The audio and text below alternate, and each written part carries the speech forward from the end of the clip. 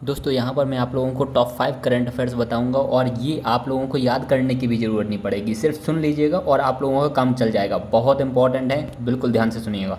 2023 का G7 summit हो चुका है और ये समिट हुआ था जापान के शहर हिरोशिमा में। और हिरोशिमा वही सिटी है जहाँ पर 1945 में न्यूक्लियर बॉम्ब से अटैक हुआ था। और ये सिटी इतनी ज़्यादा ट्रांसफॉर्म हो चुकी है कि आज की डेट में वो G7 समिट्स होस्ट कर रहा है। हालांकि दोस्तों इंडिया G7 कंट्रीज़ में नहीं आता, बट इंडिया रेगुलर तौर पर G7 समिट्स में इनवाइट किया जाता है। हालांकि ये समिट बहुत ज़्यादा चर्चा में इसलिए है क्योंकि यहाँ पर रसिया यूक्रेन वॉर के बाद पहली बार व्लादिमीर जेलेंस्की और नरेंद्र मोदी की मीटिंग होने वाली है। और दोस्तों होने क्या वाली है, ऑलरेडी हो चुकी है। और इसमें अंदाज़ा लगाया जा रहा था कि व्लादिमीर जेलेंस्की बहुत ज़्यादा आरोप लगाएंगे पीएम मोदी पर, क्योंकि उनका फेवर नहीं किया गया है रसिया यूक्रेन वॉर में। बट उन्होंने बहुत ही खुशी के साथ ये कहा कि नरेंद्र मोदी से हम बहुत खुश हैं और इंडिया ने जिस तरीके से युद्ध में यूक्रेन की हेल्प करी है अपने यहाँ से वीट्स भेज कर एंड बहुत और तरीके से हेल्प करके, उससे वो बहुत ज़्यादा खुश हैं। और उन्होंने कहा है हमें इंडिया की ऐसी ही हेल्प की ज़रूरत अभी आगे भी रहेगी। हालांकि दोस्तों G7 ग्रुप का फॉर्मेशन कैसे हुआ, तो ये G7 ग्रुप का फॉर्मेशन हुआ था 1975 में और ये तब G6 ग्रुप था। और इसके बाद यहाँ पर 1976 में कनाडा ने ज्वाइन किया और उसके बाद 1998 में रसिया ने ज्वाइन किया। उसके बाद ये G8 ग्रुप बन गया था। बट रसिया ने जो 2014 में क्राइमिया इन्वेजन करी, उसके बाद इन G7 कंट्रीज़ ने रसिया को G8 ग्रुप से बाहर कर दिया और अभी की डेट में ये G7 ग्रुप बन चुका है। और दोस्तों अभी G7 ग्रुप में है कौन कौन सी कंट्रीज, तो इसमें है Canada, France, Germany, Italy, Japan, UK and US. हालांकि दोस्तों आपकी जानकारी के लिए और बता दें कि ये एक दिन का समिट नहीं होता है, ये 3 दिन का समिट होता है। 19 से 20 मई तक ये वाला समिट चला था और ये 49th समिट था G7 कंट्रीज़ का।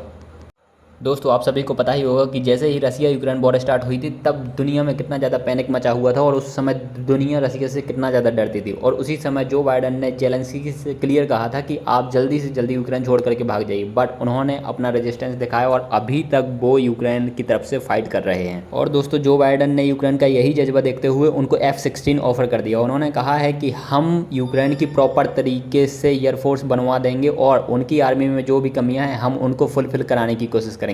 और उनकी जो एयरफोर्स को ज़रूरत पड़ेगी पायलट्स की, उनको ट्रेनिंग देने की, तो हर संभव कोशिश वो अपनी तरफ से करेंगे और बहुत स्ट्रॉन्ग बनाने की कोशिश करेंगे यूक्रेनियन एयरफोर्स को। हालांकि दोस्तों रसिया ने अपनी तरफ से बयान दे दिया है कि अगर यूक्रेन को F-16 मिले तो हमसे बुरा कोई नहीं होगा। क्योंकि दोस्तों अगर F-16 यूक्रेन को मिल जाते हैं तो रसिया का जो एज चल रहा है वायुसेना की तरफ से, तो रसिया को वो एज मिलना भी खत्म हो जाएगा और उसके बाद रसिया की बहुत बुरी स्थिति हो जाएगी। और हालांकि दोस्तों रसिया की इस वार्निंग का मजाक भी उड़ने लगा है और इसको कंपेयर किससे किया जा रहा है, चाइना की फाइनल वार्निंग से। और दोस्तों चाइना की फाइनल वार्निंग क्या है, जब दोस्तों 1950s के दशक में ताइवान क्राइसिस चल रहा था तो उस समय चाइना ने यूएसए को इतनी बार वार्न किया और इतनी बार वार्न किया कि उन्होंने हर बार कहा कि ये हमारी तरफ से फाइनल वार्निंग होगी, अदरवाइज अपने बीच में युद्ध हो जाएगा। और यूएसए ने लगातार इस फाइनल वार्निंग को इग्नोर किया और आप अंदाज़ा नहीं लगा सकते कि चाइना ने कितनी बार फाइनल वार्निंग, लगभग 900 टाइम्स। तो दोस्तों आप लोग अंदाज़ा लगा सकते हैं क्या कि कोई कंट्री किसी दूसरी कंट्री को इतनी बार फाइनल वार्निंग कैसे दे सकता है। ये तो वार्निंग हो सकती है, इन्होंने चाइना ने तो लगातार फाइनल वार्निंग 900 टाइम्स दी, तो डेफिनेटली इसका मजाक तोड़ना ही था। और दोस्तों अब इसी वजह से रसिया की वार्निंग को भी इसी तरीके से कंपेयर किया जाने लगा है, क्योंकि अब रसिया के पास बहुत ज़्यादा ऑप्शंस तो बचे ही नहीं है कि वो क्या बहुत बड़ा कर सकते हैं। अब उनके पास न्यूक्लियर वॉर के अलावा और कोई बड़ा ऑप्शन नहीं बचा है करने के लिए। तो अब दोस्तों बहुत इंटरेस्टिंग होगा देखना कि रसिया अपनी तरफ से क्या बड़ा एक्शन लेता है अगर F-16 यूएसए दे देता है यूक्रेन को। तो दोस्तों रिसेंटली एक अभ्यास हुआ है ऑपरेशन समुद्र शक्ति, जिसके अंतर्गत इंडिया ने साउथ चाइना सी में अपनी नेवी भेजी है। और ये अभ्यास दोस्तों किस कंट्री के साथ हुआ है इंडिया का, ये अभ्यास हुआ है इंडिया का इंडोनेशिया कंट्री के साथ में। और दोस्तों ये वाला अभ्यास इतना ज़्यादा चर्चा में क्यों है और इतना ज़्यादा इंपॉर्टेंट क्यों है जानना, क्योंकि ये वाला अभ्यास हुआ है साउथ चाइना सी में और इसके अंतर्गत इंडिया ने अपनी नेवी भेजी है साउथ चाइना सी में, जिस साउथ चाइना सी को चाइना कंप्लीटली क्लेम करता है।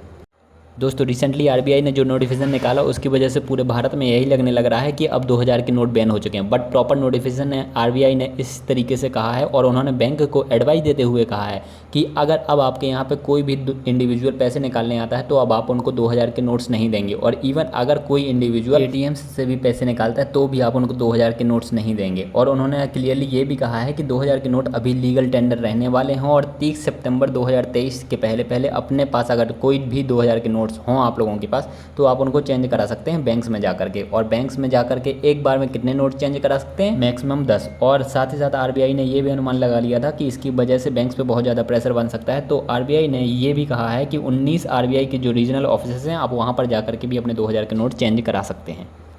दोस्तों मैं आप लोगों से पूछना चाहूँगा कि 2016 में जो नोटबंदी हुई थी, डिमोनेटाइजेशन हुआ था, वैसे इंसिडेंट आप लोगों को क्या लगता है कि ये इंडिया की इकोनॉमी पर पॉजिटिव इम्पैक्ट डालते हैं या नेगेटिव? जो भी होता है मैं आप लोगों को बता देता हूँ कि 2016 में जो नोटबंदी हुई थी उसकी वजह से इनकम टैक्स पेयर्स की संख्या अराउंड 1 करोड़ बढ़ गई है तब से लेकर के अब तक के डिफरेंस में, ठीक है। एंड फाइनेंशियल ईयर 2023 का अगर आप आंकड़ा देखेंगे ना तो इस साल 6.73 ट्रिलियन डॉलर्स की जो इनकम टैक्स है वो कलेक्ट किया गया, और जबकि 2016 में ये कलेक्शन कितना था, 2.58 ट्रिलियन रुपीज़। मैं डॉलर्स की बात नहीं कर रहा, यहाँ पर रुपीज़ की बात कर रहा हूँ, क्योंकि इतनी ज़्यादा 6.73 ट्रिलियन डॉलर्स तो अभी इंडिया की कंप्लीट इकोनॉमी भी नहीं हुई है। वैसे आज की डेट में इंडिया की टोटल इकोनॉमी कितनी हो चुकी है, इंडिया की जीडीपी कितनी है, आप लोग इसका आंसर कमेंट में ज़रूर लिख सकते हैं। दोस्तों तो ये पाँचों करंट अफेयर्स आप लोगों के नॉलेज को बढ़ाएंगे, एंड आप लोगों को मैंने बैकग्राउंड भी बताया है इन पाँचों करंट अफेयर्स के बारे में, तो आप लोगों को बहुत मुश्किल नहीं होगा इन वाले करंट अफेयर्स को याद रख पाना। सिर्फ आपने सुन ही लिया होगा तो आप आसानी से इनको रिकॉल कर पाएंगे इवन देन एग्जाम्स में भी। और दोस्तों अगर आप लोगों को इसी तरीके के रेगुलर करंट अफेयर्स चाहिए हैं तो आप लोग हमारे चैनल को सब्सक्राइब जरूर कर लीजिए, साथ ही साथ नोटिफिकेशन बेल को भी ऑल पर प्रेस कर लीजिए, ताकि हमारे जैसे ही अगले वीडियोज आएँ आप लोगों को नोटिफिकेशन सबसे पहले मिल जाए। तो दोस्तों मिलते हैं अपन अगले वीडियो में, आप लोग अपना ध्यान रखिएगा, बाय बाय, टेक केयर।